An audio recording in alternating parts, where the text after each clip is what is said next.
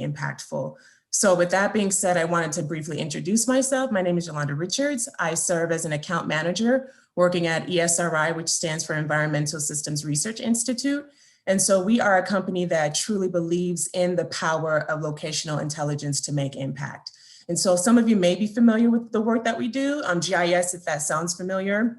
That stands for Geographic Information Systems. And essentially it's a tool and a resource to really understand how technology is critical and location is critical to make impact. And so I firmly believe in the power of location. And I think the way in which this conversation about food access is very telling, and how we were able to collaborate and be intentional to work with various organizations to really address food access during a pandemic.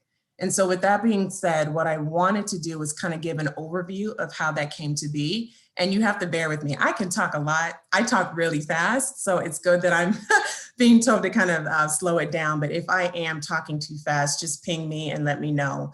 Please feel free to ask any questions in the chat. I'm going to be kind of monitoring what's going on in the chat. And if you have other questions, I did put my LinkedIn into the chat. So I'd love to connect with you all in the future and just talk more about technology, locational intelligence, justice. I'm a talker. I'm just going to throw it out there. So I would love to connect with you all and just learn more about the work that you're doing in this space. So with that being said, how did the Chicago and Cook County Food Access Hub project come to play?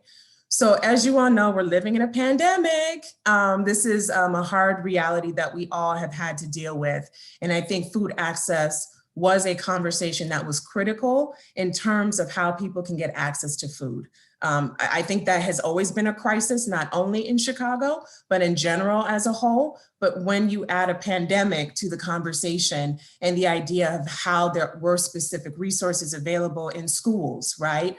Certain children, their meals were coming from schools. And so when you take that away from their environment, how can you address that kind of issue when you're dealing with food security? And so how this all kind of began, we had a number of different entities coming in place who were saying we need to come together and really address how we can support and centralize availability when it came to food access. And so I say that because it's important to the work. I think one thing that I always try to tell people over and over and over again is that collaboration is key. So the way in which we were able to come together was important. It wasn't a siloed conversation. There was no I in team. I sound cliche-ish, but it was really important to say, we cannot do this alone. We need to come together. We have to be intentional. We all have a place in this conversation. And by putting those ideas and perspectives together, we were able to have very robust solutions and outcomes to really centralize access to food. So I just want to give a shout out to those different entities that were involved in this process. So you have the Chicago Food Action Policy Council, who has done amazing work in the food space, but has been able to really own kind of the technology and really helping to put data and information from the other organizations coming together. So shout out to Chicago Food Action Policy Council, the city of Chicago. Obviously, they play a huge role in understanding what's going on within the landscape of Chicago. We have specifically the Chicago Department of Public Health. That was really important because food access is a public health issue. That was really important. Obviously, Greater Chicago Food Depository, the fact that they have been able to distribute food for decades, that was important for us to collaborate and be intentional about their process and the fact that they have been doing this already. But when you add a pandemic to this, their specific services were even more important during this time.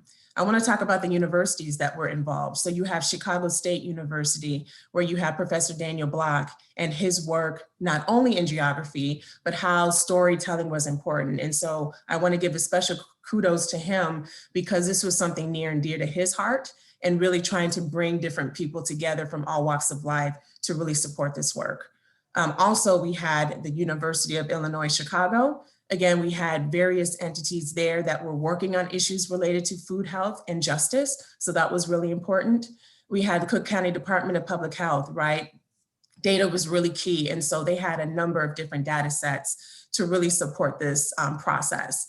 Last but not least, you had Esri, right? We had the technology and the resources in place. But I want to kind of highlight the fact that we really wanted to be behind the scenes. A lot of the work that we do is to ensure that the storytelling is coming from the people, not us. We have the technology, but I think what was important was to empower and to make sure that the people felt empowered being able to share and tell their own stories, if that makes sense. So again, I kind of talked about how we came to be. We all were addressing this issue of a pandemic and food access. On top of that, you have civil unrest. And so I think it was really important to talk about this reality. Again, just like food access, civil unrest is nothing new in Chicago and in our world. But as we all know, with the murder of George Floyd and other murders, whether it's Breonna Taylor, Ahmad Arbery, just having a pandemic layered with civil unrest made this conversation even bigger to really talk about racial injustice and this idea of how communities have been impacted by a pandemic at a disproportionate rate. That was really important to tell that story within food access. And so I think our collaboration was key in formulating solutions and outcomes for what we called this hub site. And so just to give you kind of an overview, Esri has a number of different resources that we provide. We're map makers, but I do want to highlight the fact that we are storytellers, we are geographers, we are historians, we are public health professionals, we are folks who have come from the community organizing space. I really want to emphasize for everyone who's interested in GIS or who's had some kind of focus on locational intelligence, there is a place for you in GIS. There is not a one-dimensional perspective. It was really important to say everyone's perspective and ideas are valid, period. It was not about looking at one entity and saying they are the highlight. Thank you, Chad, I see you. Thank you for the clap. But I thought that's really important to say because what we're trying to do at Esri is dispel the myth and the perception that Esri is only fitted for an exclusive group of people. We have a lot of work to do to change that, but I think it's really powerful to see the way in which this technology addresses so many issues that is location-based. And so just with that being said, I wanted to make sure that I showed you a little bit of the solutions that we put together. And I want to highlight one more piece. I think just talking about issues of racial injustice was very new to Esri. I'm going to be honest with you, we have a lot of work to do. I think after the murder of George Floyd and just seeing the impacts that you saw, not only in Chicago, not only in Minneapolis, but globally. I mean, to see Australia standing up and addressing Black lives, right? To look at Berlin, to look at Korea, to look at all these different nations talking about how this is critical and how they are being impacted by what's happening in a city like Minneapolis was very telling. You have companies, whether it's Microsoft, Apple, we could talk about Facebook, we could talk about these tech organizations who are saying we are not doing enough. And I think Esri was also in that position to say we need to address how we can be intentional. And so with that, Esri was able to develop our racial equity team. And what we're doing is being intentional to say our technology has a space to address racial equity, which is a cross the board issue. You can't silo it, you can't put it in a box. It's affecting industries like technology, like real estate, local government, federal government. It's affecting all that we do. And so we had to be intentional to stand up and really make a choice about how our technology can be not only inclusive, equitable, but just and right. And that was really important for us. So really quickly, I'm going to try to share my screen. If we can kind of just do a like, call, and response. I'm going to share my screen. I want to make sure that you all can see the Food Access Hub site. If you can just kind of give me a chat that you can see it or give me a thumbs up, we'll be good to go. Can you all see this? Thumbs up? Beautiful. Okay, so kudos to our team, kudos to so many individuals who helped to put this information together. As I mentioned, data is critical and we did not want to silo the data. I have 2 points to make about data because I'm just being honest with you, data can be very exclusive. Data can be racist, data can be one-dimensional. And so as I mentioned before, it would not be right for us to look at one data set that would be coming maybe from the census or maybe coming just from one organization. It was critical to ensure that we were all bringing data together. And I'll be honest, that was not easy. You had a lot of data sets where we had to clean and we had to ensure that we were putting this information together. And at Esri, another thing we talk about is how do you maintain the data? So you're being honest and you're being transparent and you're being authentic with the data. And so what I think is really important is that these data sets were not just coming from maybe the census or maybe the American Survey Finder. It was coming from lived experiences. Some people were collecting this data, and it was important for us to ensure that that was valid and that mattered, right? Because all of that data matters. And so I'm going to just scroll down. I will highlight there is a lot of work that we can continue to do. This process does not end now. We've had several conversations with organizations that want to incorporate their data. And I think that's important as well. This is a starting point. And so please be critical, be open. You can call us out, because what we want to do is say, yes, we understand that there could be more to add on to this conversation. It's not siloed. And so as you can see, you have a map that really just highlights a number of different situations, whether it be store locations. And again, when you click on the map, you'll be able to actually get more information about where that site is, what type of specific grocery store is it. When you scroll down, you can also see that there are food pantries. We have the WIC sites. That was really important to highlight. And as I mentioned before, CPS pickup sites, which was critical. CPS, as far as schools, those are central hub sites to be able to have access to food. And that has always been the case. So we wanted to make sure that we highlighted that. I'm just kind of scrolling down a little bit as well to kind of talk about some of the areas that talk about, again, CPS pickup sites, farmers markets, senior meals that were important. We have a section where, and we'll talk more about this as Ahmad is going to do his presentation on his amazing work with the Inner City Muslim Action Network. What we're hoping to do, and if you all are interested, another feature that Esri has is called a StoryMap. And so StoryMap is just one of our many tools that helps to be able to collect this information, whether it's data, whether it's maps, whether it's visual images or videos. You're able to actually centralize that information and really tell your story. And we'll talk a little bit more about that with what IMAN was doing and how we were able to collaborate. Again, collaboration is key. And so if anyone is interested, we actually have another solution called Survey 123, where you're able to click and really talk about your story. And if you're interested, you can create a story map and the team will work with you to help create that.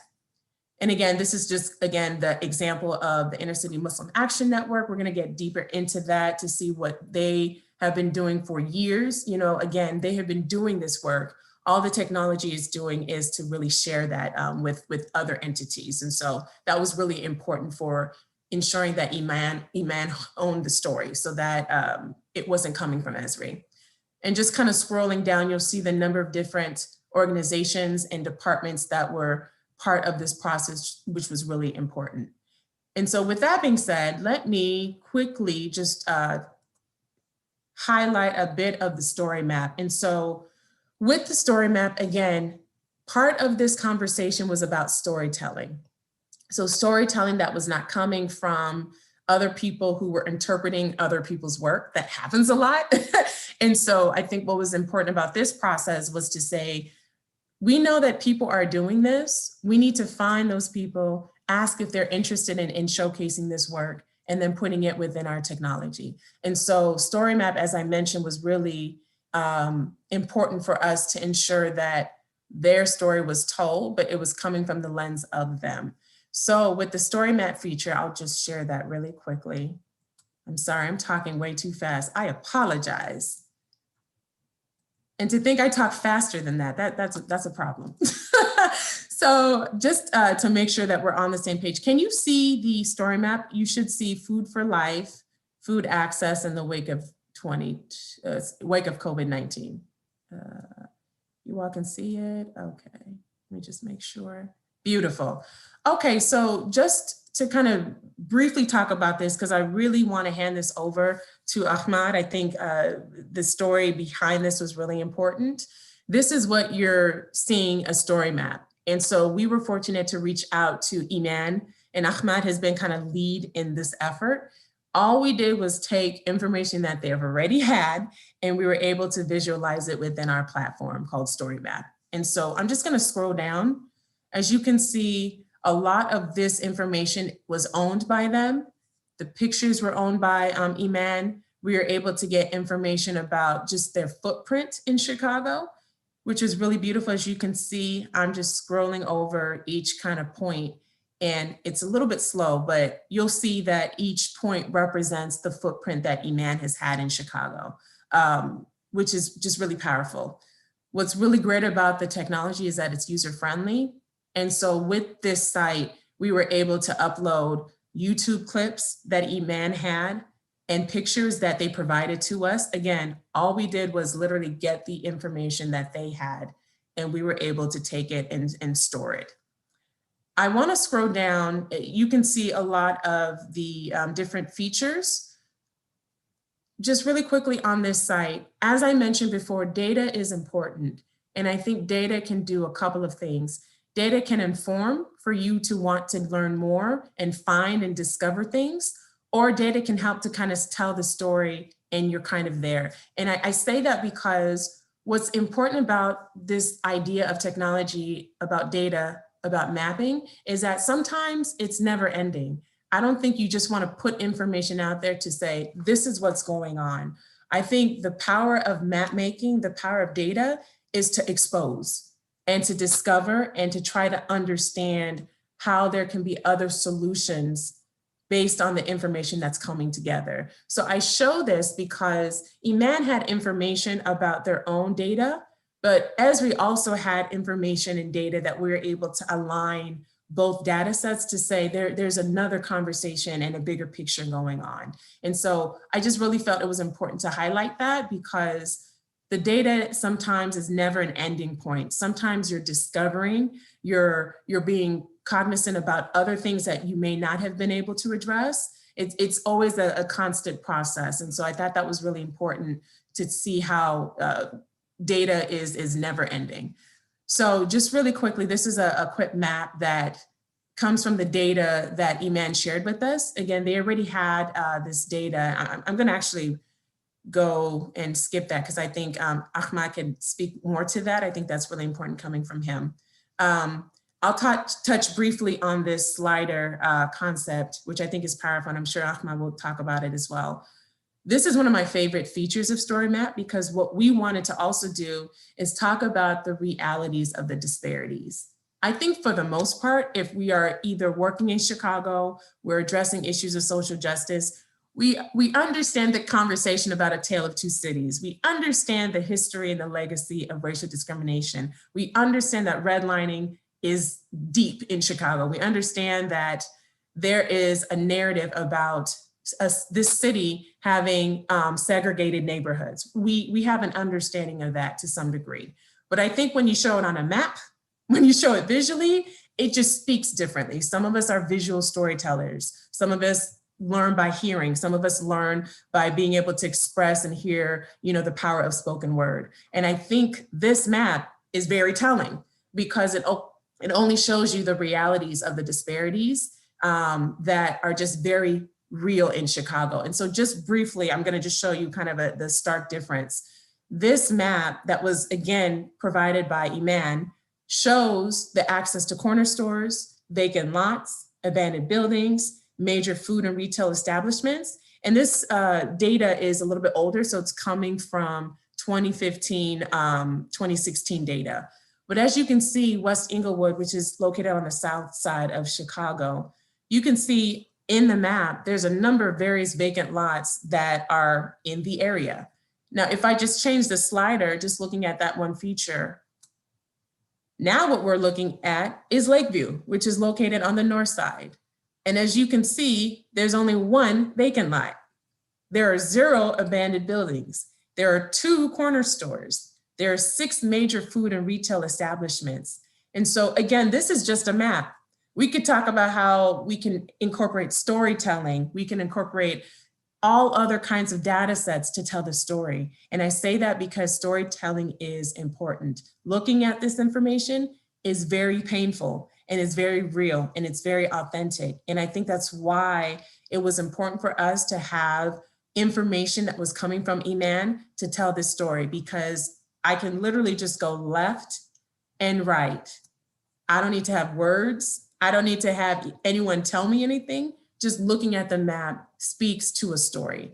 And so I think that was really important for us to ensure that slides and imagery was important to the storytelling, because it gives you a different perspective. That's really important. So I'm going to just stop sharing my screen. Let me see if I can do this right. I think what was really important that we wanted to do is say that a lot of this work came from intentionality. A lot of this work came from listening. Just stop talking, Yolanda, just listen, right? A lot of this work came from being able to be in that tension, because when you're talking about various data sets, when you're talking about different perspectives, when you're talking about several organizations who have an idea of how this work should look, that's a very difficult thing to do. But what I think it did was open our hearts more. It helped us to listen more. It helped us to ensure that people were part of the process, that they were included, that they felt empowered by owning this work. Again, the technology is powered by Esri, but to be honest, we're not powering anything, but just making sure that we can maintain and support the work that's being done. And so I think collaboration is key. I'm hoping this can be examples for other people to be intentional to collaborate more. I think living in Chicago, you know, it's about relationships. It's about the connections that you have. We all know this, but I think when it comes to the work, sometimes it's about letting go of the ego, letting go of the self-interest, but also being present and being at the table. And that was probably the biggest thing that we were able to discover and learn and be impactful in how we do the work. And we haven't been perfect. Let's just be honest. We have not been perfect. There are areas of improvement, but I think what it does is it helps us to be more clear. And when this opportunity happens again, and you know, my fear is I don't want it to happen because of another murder. I want it to happen in a way where we are preventing these things from happening. We're coming together because now we know better, we see clearly, we're a lot more intentional about what has happened in the past, because the past echoes to this day. We know that the past continues to echo to this day, and how we can be intentional is to be better stewards, coming together and saying, we're done seeing this happen again. I'm done seeing Laquan McDonald happen again. I'm done seeing the fact that there are vacant lots all over Inglewood, all over Austin, all over Garfield Park.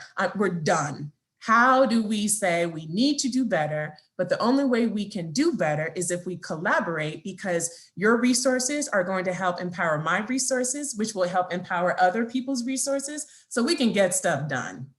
And I think that is what I feel I've learned the most from this process, is that we don't have a choice but to come together and get stuff done. I'm looking at the time. I'm 3 minutes over, so I'm gonna stop. But thank you so much. I wanna hand it over. Ahmad, you are awesome. I am so blessed and honored that we've been able to kind of just go through this journey together. I'm talking fast again, I apologize. But I really think his story and the work that IMAN has been doing is so important to how we can learn from IMAN. I think we all need to be doing what IMAN is doing in so many different rights. And so I'm just honored to be with IMAN, the work that they're doing, and just to say that we have been fortunate to work together. So I'm going to be quiet. I'm going to hand it over to Ahmad to talk more about his work with IMAN. So thank you, everybody. Thank you so much, Yolanda. And likewise, I mean, I think you laid out really well, I mean, the power of collaboration, the power of this work.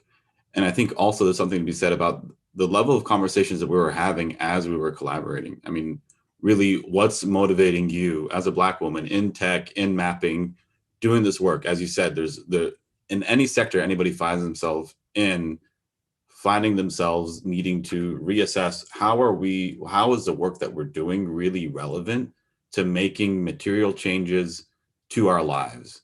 And, for this summit, we're here, talking about food justice and food sovereignty, but everybody needs to eat. So the ways that is relevant to all of us. And the other thing that I think about is this role of technology. I mean, this has been a learning process. I'm coming as a community organizer. I like to nerd out in tech, but it's been a learning process, especially as we've been at home. How do we really utilize tech for power? And I love that you said that word. As a community organizer, I think a lot about what does it mean to really build people power, and what are the tools at our disposal to do that. As a community organizer, one of the first things we start with as well is also being able to build personal relationships, build interpersonal power, relational power, and a lot of that is done through storytelling. And I think that's been a lot of the power of this collaboration with Esri, is we have this data, but also what are the personal stories? So if you don't mind, I'm actually going to start with a little bit of my story. Let's see. Everybody can see this? The picture of, there's two pictures, and now I lost the Zoom screen, but we'll work it out. So as you can see, here you are. As you can see here, you have two photos, and this I kind of shared it to see how did I get involved into corner store work. On the left, maybe you can identify me. I'm in one of my uncle's corner stores, convenience stores in New Jersey. There's the Rat Pack, me and my siblings, my uncle in the background. I'm the one with the glasses, if you haven't guessed already. I think those are the exact same glasses I'm wearing now. And on the right, you see me at a corner store in Chicago as an organizer with my organizer clipboard, talking to a corner store owner about what are some of the demands, what are some of the requests that community members have for what the corner store, what they want to see. So, I haven't always been working in the food realm. And I've been at IMAN about 2 years, and have benefited a lot from the local leadership, from organizers, from residents, from the work that they've been doing in corner stores. But the issue of corner stores has been, as you can see, have had family members, family friends have operated these corner stores. And really to kind of think about what are the stories behind these corner stores? There's so much corner store folklore out there. What are the conversations that happen? How did people end up operating these corner stores, right? A lot of my own entry into organizing into the lens of racial justice has been through my experience as a Palestinian. And many of these corner store owners are Palestinian. So speaking of maps, this is a map that I kind of grew up seeing a lot. And one of the things that I really appreciated about how this summit started with land acknowledgement, recognizing the indigenous people of this land. And you can see, the way that this map kind of tells us the universal story of indigenous people all around the world. So you see how, the loss of land and the colonization of Turtle Island at the top. And at the bottom, you see the colonization of Palestine and the loss of land there. So again, as we mentioned, how this map can tell a certain story at the zoomed out, but how many stories are there that are in here? Not just the stories of, if we want to mention the Trail of Tears, but the stories of individual families and the way that trauma or those stories have been passed down, right? And the ways that those stories are being lived out today, the effect to the environment of this colonization, in both contexts. How many trees were cut down and how does that affect our food systems? Same thing that you think about in Palestine. Olive trees being uprooted, thousands of years old, still to this day, to make room for developments or military bases. So there's so many stories that are there. How many people have lost their homes, and that's part of my story. My family becoming refugees in 1948, and the story of many corner store owners. And for those who maybe watched Saturday Night Live recently, or have been in touch with some of the current events, we see how these disparities play out to this present day, whether we're talking about the pandemic, whether we're talking about food access, but how this has been a story that has been going on for generations and generations. We can zoom in on one kind of way that that is manifesting itself, but it's a story that's been going on and on. So how does a reality like this, this is in Palestine, how does this story line up with this story, which is in Chicago? And you can see this is called Jerusalem Liquors. So how does somebody who has an experience living in medical apartheid, living in their own system of apartheid, then become complicit in what we can call the American style apartheid, food apartheid, the medical apartheid that we have in Chicago? And it's that contradiction that really started to lead me in my community organizing work to think about that. It's one thing to draw these connections with the maps, another thing to get down to the individual stories, to the individual store owners, and think about how does this happen and how do we actually build that communal relational power again. So, this is a map of Chicago, again, showing what is the Chicago style apartheid. You could take a Sharpie and almost draw lines. And I think many of us here are aware of that, of the racial divisions that we have in Chicago. And I had another map. The other map I was going to show was of the COVID rate, the COVID vaccination rates in Chicago, which is having trouble displaying right now.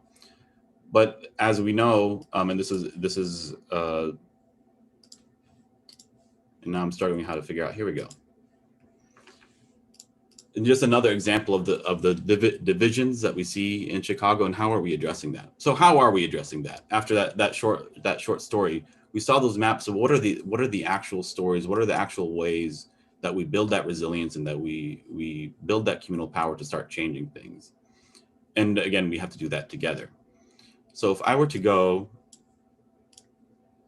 before I go dive back into more visuals, just to speak to you a little bit about, at the onset of the pandemic, how are we with the Corner Store campaign addressing this? So again, this is a campaign that we've been addressing through a model of community organizing, those who are directly affected, meaning the residents, in cooperation with those who also have a stake in these corner stores. How do we change this reality? We saw the maps. We know that this is a larger issue of I said, of generations of disinvestment, of the ways that the economies in areas like Inglewood have been deprived, but how the food system is really kind of essential to trying to figure out how do we start to transform these neighborhoods, and how corner stores, for better or for worse, are an essential part of this food system. So looking at the corner store as a site of intervention, but also addressing that not just through food access, through a lens of food sovereignty, and also being able to address head on the racial tensions and what's going on there. As Yolanda mentioned, the murder of George Floyd was really a flashpoint, not just nationally, internationally, and it happened in front of a Palestinian-owned corner store in Minneapolis. So this is an issue that we've been addressing, and unfortunately, it's not the first instance of violence that's happened outside or around or in a corner store.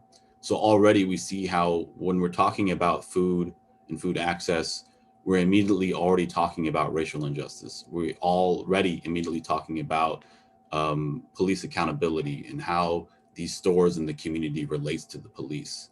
And I think it really is, if based off of people's personal stories, where we start to really try and address this, not just issue by issue, but from the whole person of how we build that collective power. One of the things that immediately from the onset of the pandemic, as it relates at least back to this mapping, one of the things that our campaign was very concerned about was price gouging at corner stores. And there are a lot of anecdotes and observations about that price gouging. So we said, can we actually get some data on this? What is the level of price gouging that we see in our neighborhoods? And also, can we also track the supply chain to see where this came from? Is this something, because if we talk to the store owners, they said, well, there are a couple items that we increased the prices, but it was because it was coming down from the wholesaler because of supply. So we said, okay, well, let's check that. And is that actually a reasonable amount? Is that a reasonable way to actually justify that increase? And for some of them, that it could be explained in part by that. For some, there was definitely an exploitative practice of price gouging. But the larger question was, if we know it's happening, how do we actually make, essential items from food to PPE to toiletries accessible and provide that to the community? So it started from there. And as the summer went on and there were the uprisings, there were additional concerns of, well, what stores are actually open? What is actually available in these stores, right? And that's part of the process that we had already begun. One Esri in the city were also doing their own mapping projects. And I think that's part of the beauty, again, of us being able to collaborate, everybody having their own individual efforts, but being able to create a collective map of what are the resources, as mentioned, the schools, what are the not just the grocery stores available, but even if these stores like corner stores, gas stations, don't have everything necessarily available, it's still a site where people go to be able to access food. So how do we map that out, and how do we also map it out, acknowledging the differences in these different areas? And again, how do we use that to be able to build community power? Part of that is, one, in the process of collecting that data, those who are on the ground are able to have that conversation with the corner store owner and to have the opportunity to agitate. I'm not just asking you what's in your store. I'm also going to hold you accountable of, why isn't this in your store? Why is it priced like this? Why is maybe you have a bunch of bananas by the register, but why are they all brown and bruised? So it's not just, and it might not be the most scientific way to collect data, but as an organizer, that's what I'm most interested in, actually, is how are we using these processes to also continue the agitation, continue the work of what are some of the transformations that we're trying to create. Now I think I will go to the map, and hopefully this works and I don't get confused again. And this is part of the tech education that I've been having. So here is everybody can see this, right? Okay.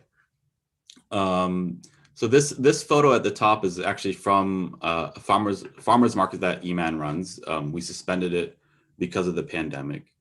But I just wanted to shout that out as another kind of way that IMAN has been working throughout the years to make, fresh and nutritious foods available to the community, as well as to build relationships between community members and local growers, artisans, and create a space of, that has live music and just kind of liven up, our community. Yolanda already showed this map, but one thing I want to highlight, just to kind of give a preview, IMAN's federally qualified health center is, at the intersection of 63rd and California. And you see, we also have other buildings, some housing that we have for members of our program, our Green Reentry program, for those who are returning citizens.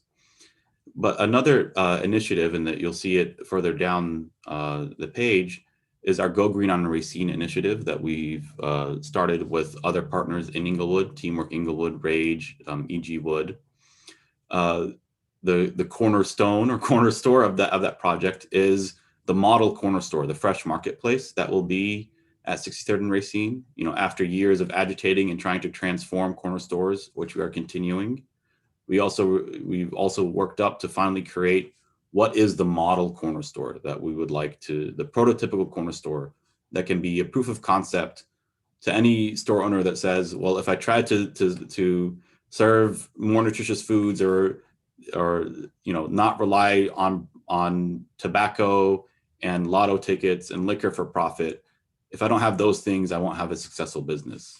But we're proving the model that if you have a community owned store that is of benefit to the community, it will survive, and it will more than survive, it will thrive and be a catalyst for transformation in the whole neighborhood.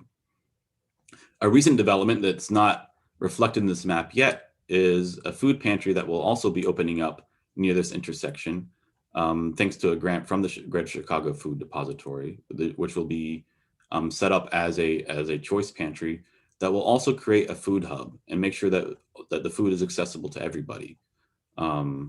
And I can speak about that more, but that's something that's exciting, and hopefully we'll be opening up and will be, for distribution within a month.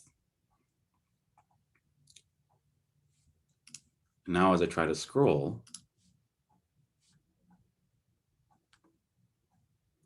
here you can see a video about some of IMAN's work, including the Green Reentry Program, our arts and culture work. And I do encourage you to check this out.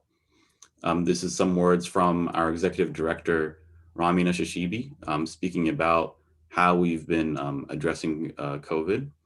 One thing I do want to note over here, I don't know if people can identify where Rami is standing, but this is in Marquette Park at the Martin Luther King Jr. Memorial in Marquette Park, which IMAN has a ceramic studio, and actually the brick and the sculpture here was a lot of it was made in the ceramic studio. But for those who don't know this piece of Chicago history, Marquette Park, Martin Luther King came for a rally in Marquette Park. And for those who think that racism, and I actually was raised a lot in the South. Most of my life I spent in the United States South. That the racism that Martin Luther King Jr. faced in Marquette Park, he had a brick thrown at him and stated himself that the kind of vitriol that he witnessed in Chicago was worse than he had witnessed in Alabama or Mississippi. And this is maps of, again, as a federally qualified health center, we've been thinking about how COVID has also, as we've mentioned, been affecting us. And another thing that I'll say about this is, again, in terms of honoring people's stories and people's histories, there has been a lot of conversation about, what is the disparity of vaccinations that has happened, across racial groups or across geography. And something that we've been thinking about at IMAN is, again, the maps tell a story, and that we also have to think about people's histories, so that it's not just a matter of, why are people not getting vaccinated, but to honor people's histories of, if we have a history like the Tuskegee experiment, if there is already a mistrust of the medical industry and, of the United States government, and really having people's best interests in mind, the conversations we should be having, we should be able to create spaces. And that's what we've been trying to do at IMAN, create spaces to actually dig into this. It's not a matter of shaming people into having vaccines. There is a level of, we know that vaccines save lives, but there's a level of being able to actually have the conversations of, well, how about when medical interventions actually did the opposite? And how do we actually build trust so that community health centers are actually in conversation, not just telling people what to do, but in conversation for what are the outcomes that the community wants to see. And again, that applies to health, that applies to our food systems as well. Some resources that we have. And again, this is the network of corner stores that we have engaged as part of our corner store campaign throughout the years. And you see most of them on the south side, some on the west side that we have engaged. And again, for each point on this map has been a store that we have had a conversation with that store owner, and these are the stores that have that committed, at least in principle, to the 10-point program that we developed with community leaders of what they want to see in their corner stores. So each point here represents conversation or several conversations around what are the changes that we want to see in our neighborhoods in these corner stores.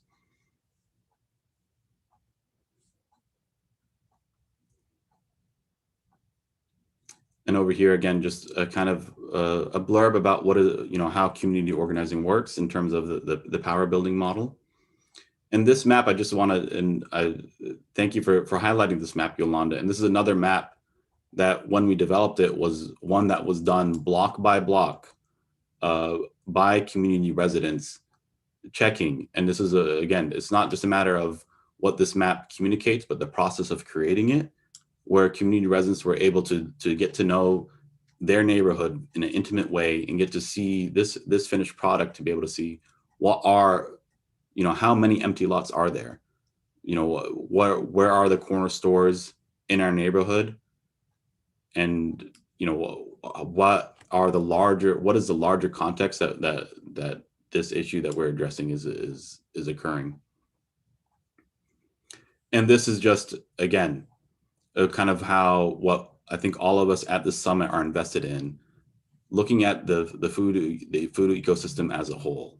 So we're not just talking about corner stores, but we're in relationship, as I mentioned, with local growers and farmers, with our farmers market, looking to get that local produce into corner stores, which we've done through a link match program that we started.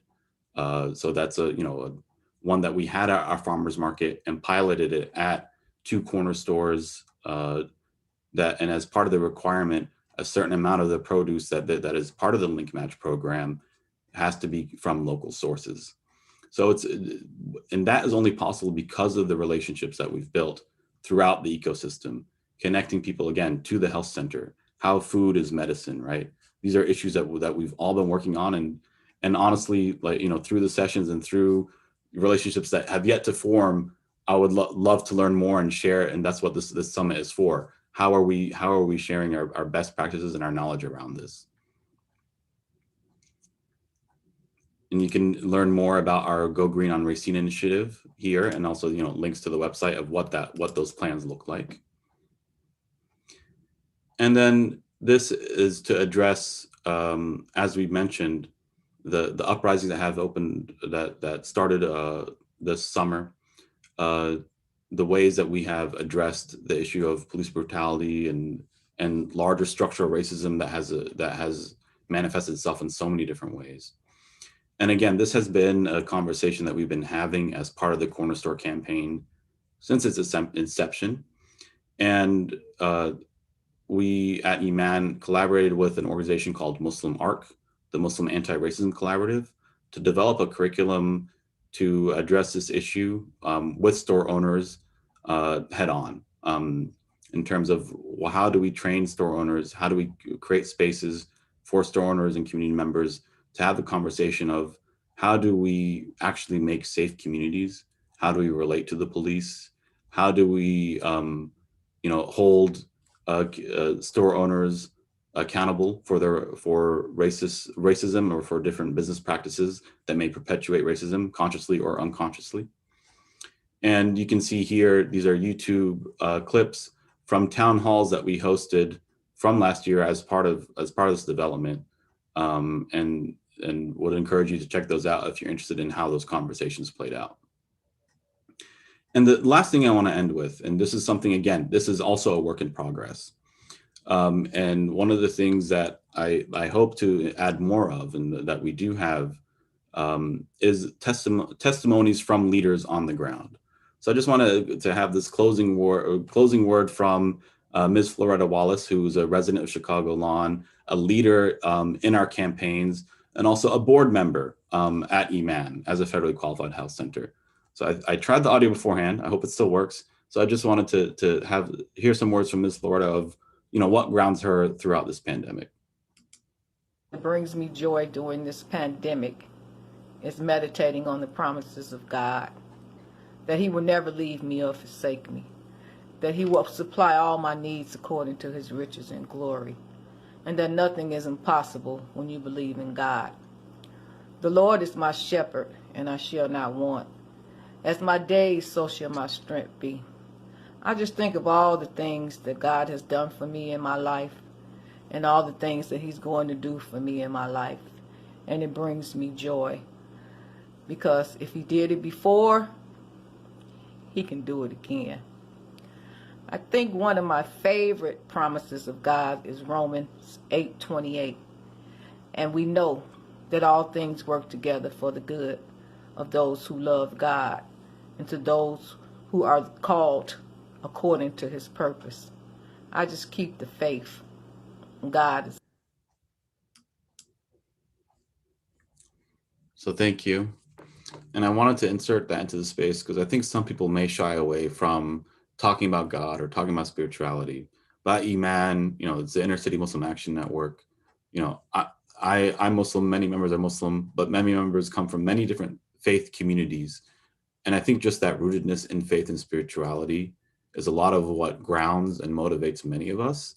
And that's something that, you know, as IMAN and looking towards health, wellness, and healing, it's about our physical health, our emotional health, our mental health, our social health, and also that spiritual health, and nurturing that among each other. So thank you, everybody, for listening, and would love to hear your thoughts, your questions. And I'm finally seeing the chat now that I finished sharing, but thank you. Thank you all so much. We actually already have a couple of questions that were posed in the Whova chat. And if anyone else has questions, feel free to start pinging those in either the Zoom or the Whova chat. One of the first questions that we have was, what are the best ways to share stories of resilience? What platforms are the most impactful for sharing?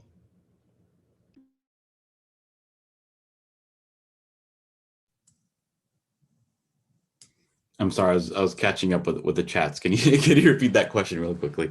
No problem. And I'm going to try to practice talking slow too. What are the best ways to share stories of resilience? What platforms are the most impactful for sharing?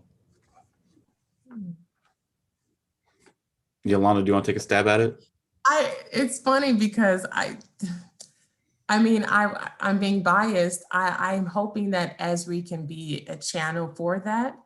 I'm going to be honest with you though, when I thought about it, the first thing that came to me was social media, just because of the reality of what we're in with a pandemic. I feel like social media has just transformed, whether it's for the better or the worse. TikTok, I'm still confused about TikTok. I don't have an account. There are days I really want one just to be able to express and be free. But I just see how there's been a very intentional form of expression through social media. And, you know, just to start with Esri, we're trying to be intentional. And I think something that Ahmad and we talk about is the variations of how you're able to express information, whether again, it's spoken word, whether it's you, again, just, you know, hearing that last piece, Ahmad, that you shared gave me chills. And I know that that impacted other people, but I think the power of voice is important. This is a sidebar, but I'm saying it from the most basic level to kind of the fact that I work at Esri, that it is a tech kind of a space that you could be able to use our resources.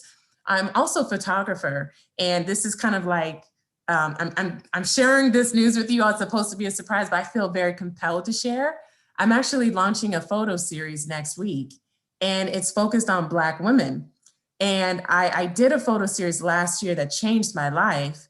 But what I wanted to do, and Ahmad, this is actually because of the conversation we had, I'm using the power of voice. You're going to hear these women speak because their voices are powerful. And so I think that question is beautiful because I think every phone has an audio aspect to being able to record.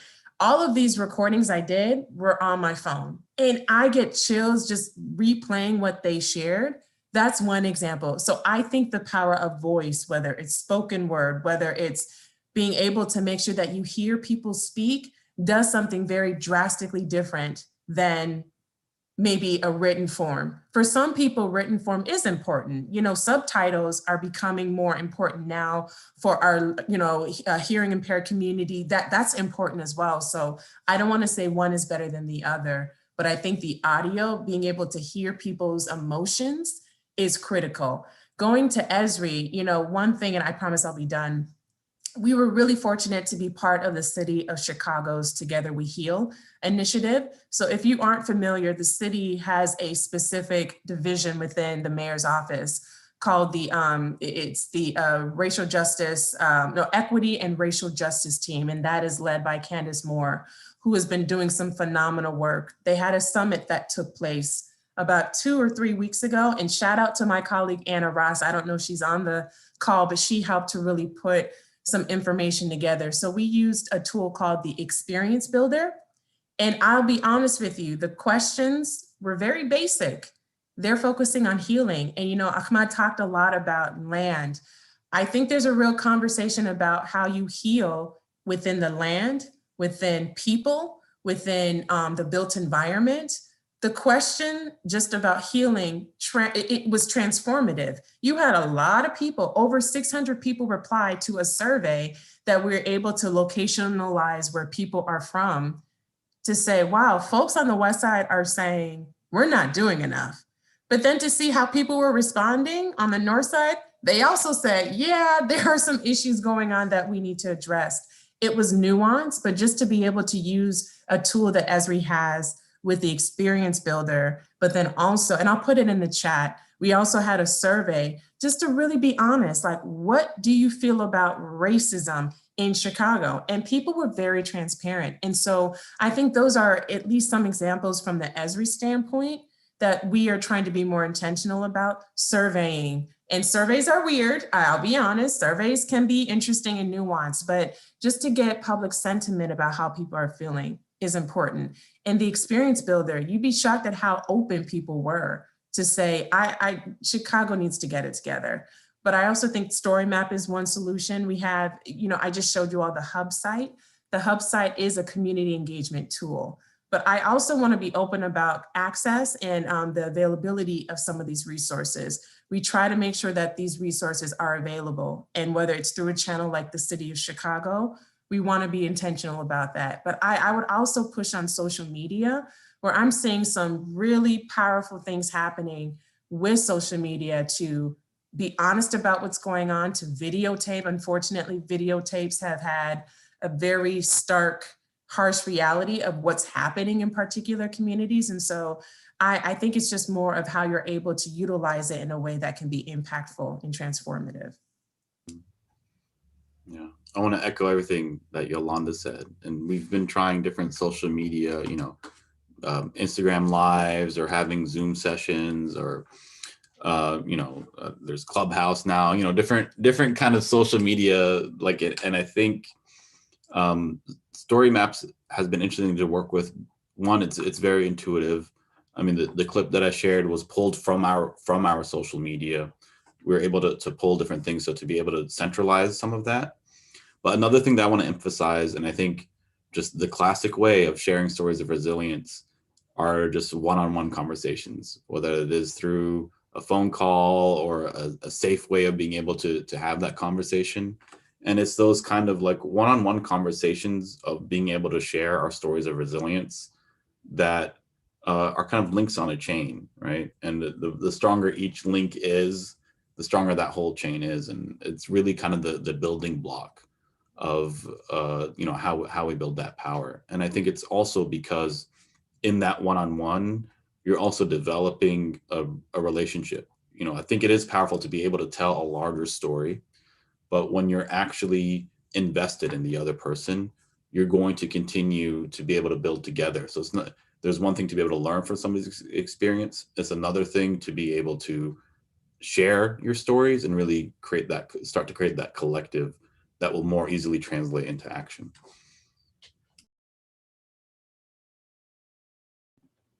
And then another question we have here on Whova, which I think a lot of people will want the answer to, is how can I add, my org and do a story map?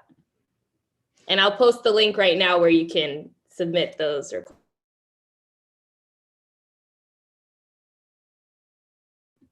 But I guess to that question, Ahmed, do you want to sort of talk about like the user-friendly experience of that, of actually going through and putting it up on a story map?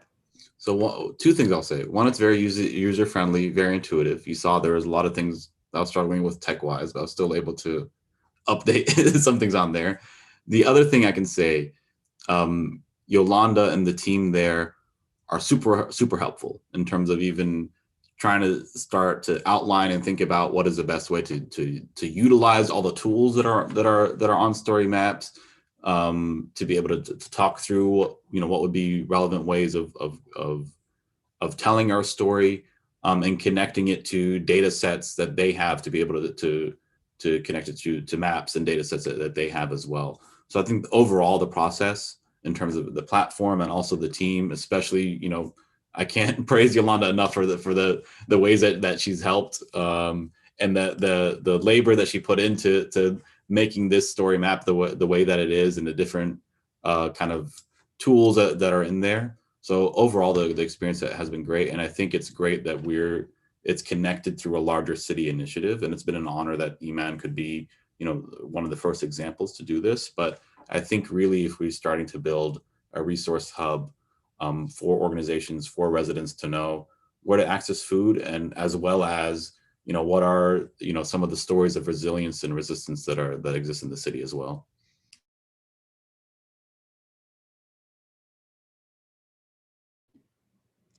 And then another question we have in the chat is, love the prototyping approach and how you build that narrative. I'm wondering what kind of platforms can allow us to learn from each other's work.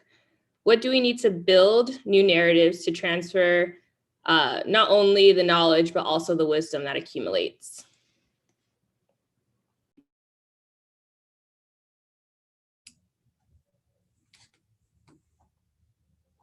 I think that's a great question. And with the prototyping, I'm not sure if that was in reference to the Go Green on Racine. And it's something that we've been thinking about in terms of with our work, but particularly, with that fresh market, wanting to see its success for its immediate impact, on 63rd and Racine, in Inglewood, but also so that it can be a model as well. I think at this point, it's what we're doing now, being able to create kind of web platforms for people to check in, to be able to create, again, I think the first priority is for those who are directly affected.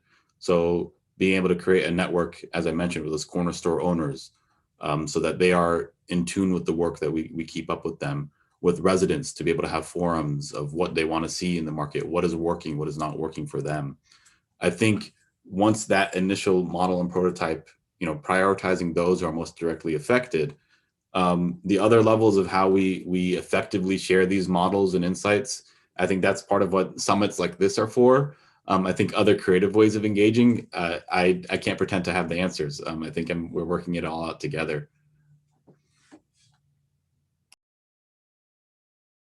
And then another question in the chat, and Yolanda, I think this goes back to your point about trying to make mapping more of an inclusive space. So someone asked the question, does the ArcGIS format require a large amount of bandwidth? That's a very important question. I want to say yes and no. So let me explain why I'm saying that, because I'm going to be very honest with you, and this is coming from me as someone, I'm an urban planner by training. I care about the arts. I care about location. All of it is connected. And I always loved maps. So me wanting to get into GIS as an undergrad was nothing but excitement for me. The technology has changed drastically. And as I mentioned, we're not just map makers. Again, we've talked about StoryMaps. We have dashboards that are really powerful. We have all these different aspects of what we do. I will say it's overwhelming. And the reason why is because I say it's overwhelming in a good way. You can be the professional GIS person who's taken years of GIS and you're doing very intensive geocoding, geospatial analysis, all of that. You can be someone who cares about location. You want to tell a story because you're looking at the fact that opioids has been drastically impacting particular communities of color, but people didn't recognize it because they saw it as a particular drug that was a suburban problem. Maybe you care about that issue and you want to highlight it through storytelling. Doesn't mean you have to have this hardcore background in GIS. And so I think the bandwidth is all over the place. What we try to do though, is understand the story. That's why I keep telling people all the time, I'm not gonna just come to you and throw technology at you. I wanna hear your story. And I'll give you an example, that opioid example I gave. The reason why that came up, someone was actually looking at the changes within opioid, because what you saw were all these health centers in predominantly affluent and suburban areas of Chicago. And what they were trying to realize is that there was a stark number of various communities on the south and west sides, and opioids was a huge issue, but they didn't know why. So I want to hear that story. I don't want to hear, oh, well, you know, we have an issue and we want to use StoryMap, blah, blah, blah. No, let's talk about the issue, because maybe it's not a story map per se. Maybe it's not a dashboard. Maybe it's kind of going back to, let's look at the map. So once we heard the story, we were able to kind of navigate, because you can navigate Esri's GIS platform and be overwhelmed. I'm just going to be honest. It's a lot. And I think that's very common in the IT space. It's almost like looking at Adobe. You can do thousands of things in Photoshop. And I say this as a photographer, I'm overwhelmed. I'm just, my head hurts. If I focus on what I'm trying to do, it helps me to navigate. And so with the opioid example, we actually said, why don't we start with the map? And let's look at the map over time, because guess what happened? The map was about discovery. And Ahmad, I think I talked to you about this, but there was a certain year where you saw a peak of opioids becoming just starkly impacting particular communities of color. We actually found out in that year, the opioid drug became synthetic, which made it more affordable, which meant access now is all over the place. So that storytelling is really important, because we could have easily tried to be cool and say, let's do a dashboard, let's make it. That doesn't matter. We have to hear the story to be able to address the bigger issue. So the bandwidth is overwhelming, but I think there can be, again, GIS is there for everybody. So it just depends on what the issue is. And what we try to do the best to our ability is to navigate what the story is. And from our understanding of our technology, how do you navigate what solutions can be the best fitting, and have conversations with you, because we don't want to say, do only this. We want to propose everything so you can be informed and make the decision that you want to make. And so I'd love to talk with you more about, I can't see who asked that question, but I'd love to walk with you kind of what the process is. We call it the Esri method. We want to know the story. The story helps to kind of navigate the bandwidth of Esri, if that makes sense. I hope I answered the question, because it can be overwhelming. It can be. Absolutely. And that was asked by Lenore Bayer. I think I'm pronouncing that right. Thank you. And another question that we have going back and forth with Huva, so bear with me. Question for Ahmed. What does it take to engage the community in ground truthing and collecting community wisdom? What supports would be helpful? Ground truthing, I like that. I think this is a large conversation, and it's something that I'm learning day by day how to do better. I think the kind of framework of community organizing helps me with that. And as I mentioned, the kind of building block of that are those one-on-one relationships, really cultivating those, getting to hear people's stories. You know, I had the benefit, at least when working with IMAN, that IMAN has already built up a culture where people feel comfortable knowing what our mission is, knowing what our role is in the community, so that if we do have a community forum, people feel comfortable coming in, you know, to be able to share their stories, knowing that they're building a collective that's going to change something. I think as well, something that I remind myself as a community organizer, and this is also where I think, you know, this distinction between activism and organizing is there. It's one thing to do advocacy or activism. It's another to really, as Yolanda said, sit back and listen. You know, I'm not the oracle. I don't know what the solutions to any of these larger issues that we're facing are. I can play a very particular role in being able to, as ground truth, I'm going to start using that now, to ground truth, what is it that our campaign is doing, so that, you know, we can steer it as a collective. So I see what I'm doing as really understanding what my particular role is. And I think another way of being able to understand what my role is getting in touch with what my own story and what my own motivations are. I think it starts with that self, being able to create the spaces. That's the other thing that I see my role is, to create the spaces that can allow those truths and those stories to come out, and to allow the people to have a process to be able to figure that out together. I don't know if that particularly answers the question. I don't know if I missed it, but that's that's kind of my general approach if I were to comment a little bit about what that looks like for me in my work.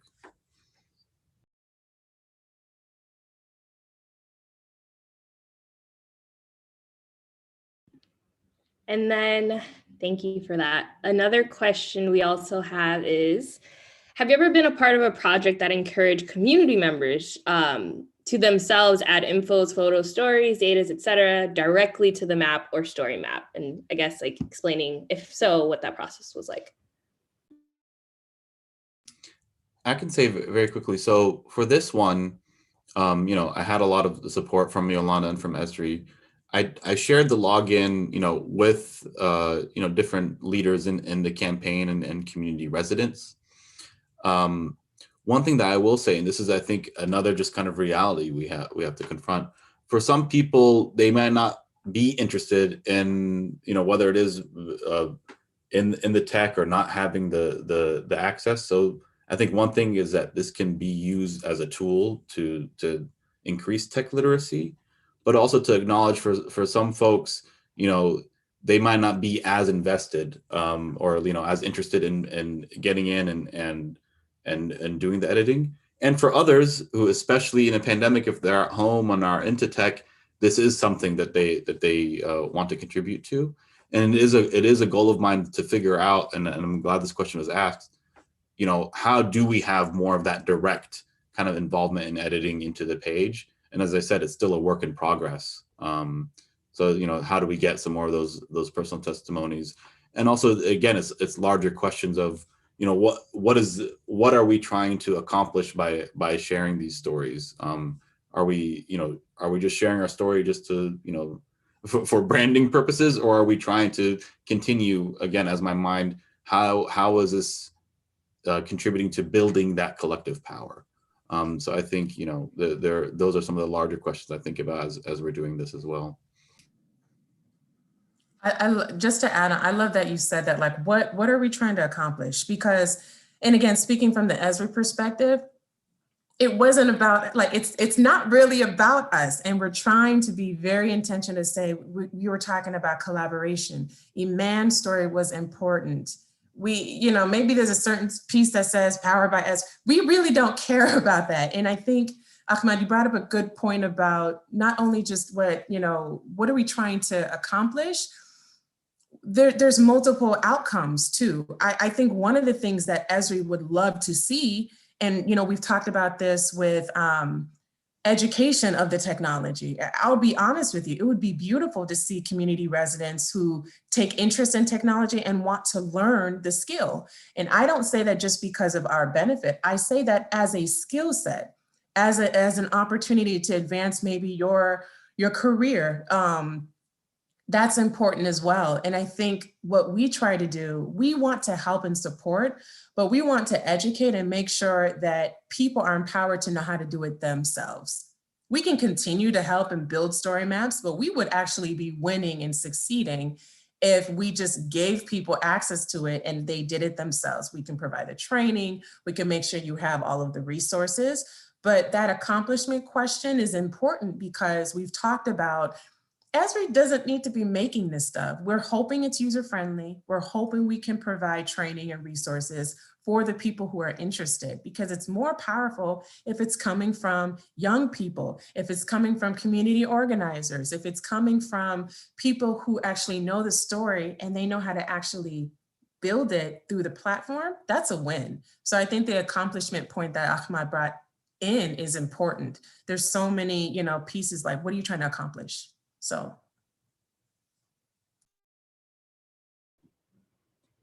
And then we have another question, and I think for this question, maybe you can talk a little bit about what that collaboration looked like for the hub in general. The question is, how could we use this tool to bring the various efforts, IMAN, SIFPAC, et cetera, all together? Food apartheid is very real in the city, and we need to improve access collaboratively on a larger scale. So I know you mentioned a little bit earlier, but maybe we can talk a little bit more about what that collaboration process was like with all the various entities involved. Sure. And Ahmad, I'd love to hear your perspective too, because we've talked about how we grow and scale. I think it has to be incremental. You need to have grace. You need to listen. You need, and I say this on behalf of Esri, you have to be consistent. I think we had meetings probably every week to talk about the work. You have to be patient because there's so many different perspectives.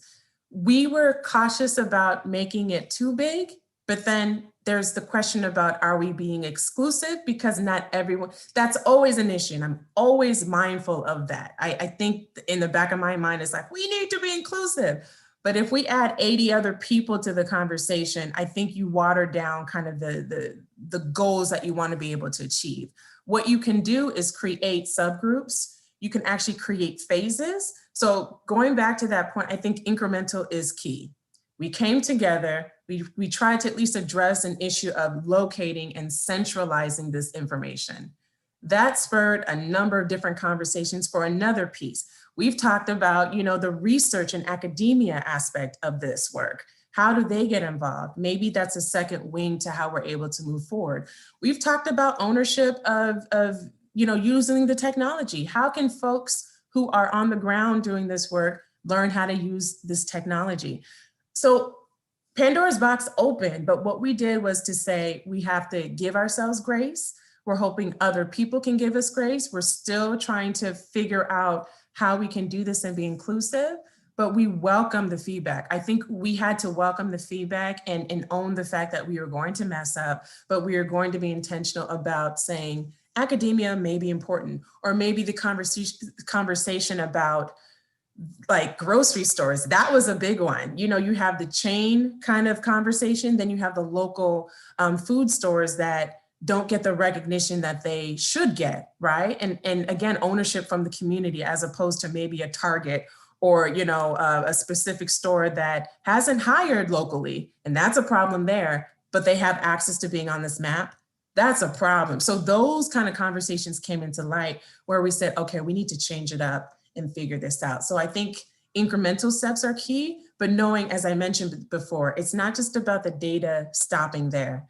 People want to grow this and they want to elevate it to a place where it can be better and stronger. And I think that can only happen when you're incremental and you have grace, you're listening to people, and you're able to be consistent with the people that you're working with. Yeah, no, I think you hit it on the head, Yolanda. And the only thing I think that I might add is, as I think about how we build these effective, ways of collaborating, like you said, incrementally, for myself, in my role, thinking about how it is always still centering those who are directly affected. Because I think, as you build this out, it becomes easy to, get really caught up in the different processes or different kind of communication channels that are created to make sure that you have effective communication.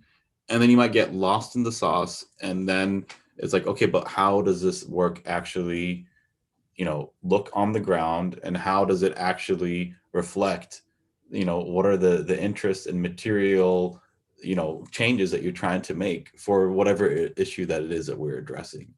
And again, I think it's something that I'm still learning as we go along. I think especially, in the moment that we're in, but that my North Star is always thinking about, how does this affect those who are most directly affected? How is this going to benefit them?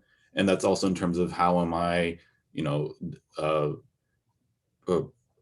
apportioning my own energy and time for these kind of efforts. Because I think it is important that we learn from each other best practices, but really the most kind of learning and growing happens, I think, through the work.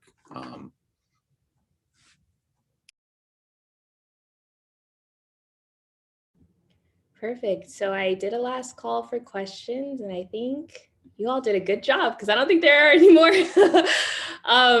But I just want to do a little plug, please, for all those that are still on the line. Go into Whova and rate this session with any feedback that you all have. Ahmed, Yolanda, gratitude. Thank you all so much. This is beautiful. Thank you, I really Ashia. appreciate it. And if anyone has any last minute questions, again, the session page has more information where you can ping those in and we can get those over to Yolanda and Ahmed. All right, cool. I think we're ending on time. Thank you so much, everybody. Thank you, everybody. It's been a pleasure.